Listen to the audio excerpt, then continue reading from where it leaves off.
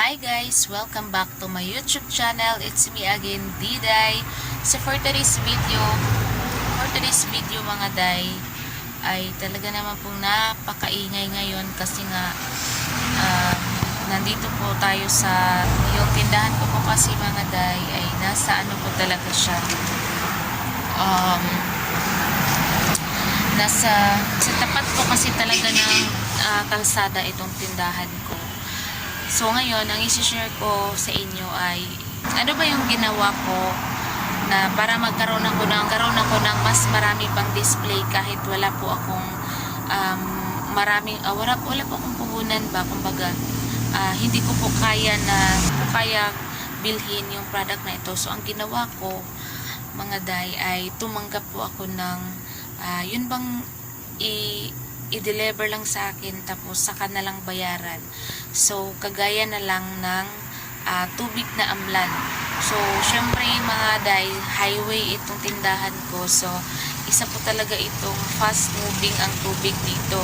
So tumanggap po ako ng kumbaga hindi ko alam kung anong Tagalog sa kumbaga itong panel, mag-iwan sila sa akin ba, mag-iwan sila ng halimbawa 10 case ng tubig na amlan, ganyan. So tinatanggap po yan, tapos pagkalipas sa mga minsan nga isang buwan mahigit sila bago bumalik, so pagbalik nila ubos na yung tubig.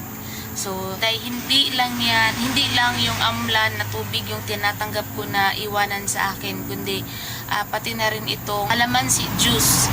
So tumatanggap po talaga ako ng ganyan kasi nga para naman akong yung tubo, yung patong pala. So syempre magpatong man ako sa bawat bote. So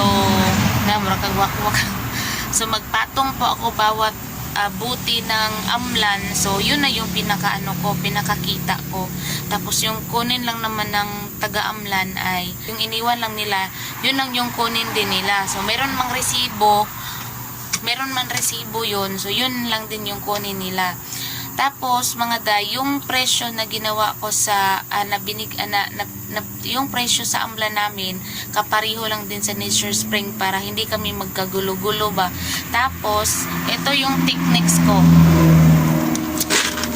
Ito, sineparate ko yung mga kita sa mga tubig na amlan para hindi po talaga siya mahalo sa mga kita namin, kasi alam ko naman na hindi yun sa akin. Paano naman kung bigla silang bumalik tapos wala na nasali ko na sa na pamili na or nagamit na yung pera. So di ba masisira tayo diyan.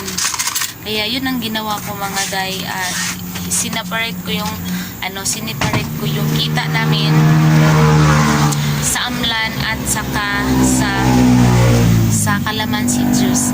So gusto ko po talaga na araw-araw po ako mag-update, magba-vlog dito sa tindahan. Kaso lang yung ko talaga itong napakaingay ng mga sasakyan mga day. Grabe talaga.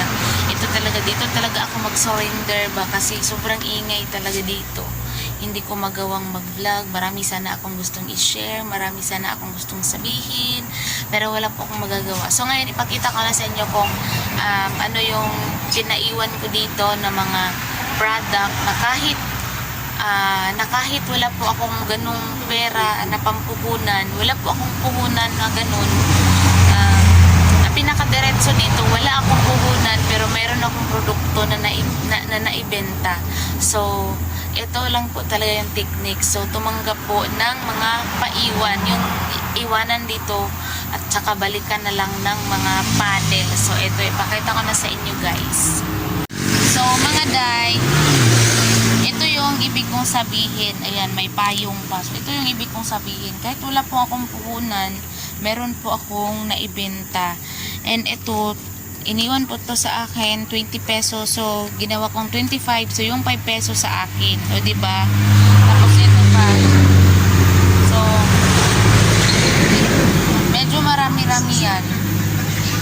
Kasi ito 10 case at ito 2 case. So ayan lang, kahit wala akong puhunan pero meron akong kita dito. At syempre mga day, hanggang dito na lang muna ang aking video. Maraming salamat sa panonood.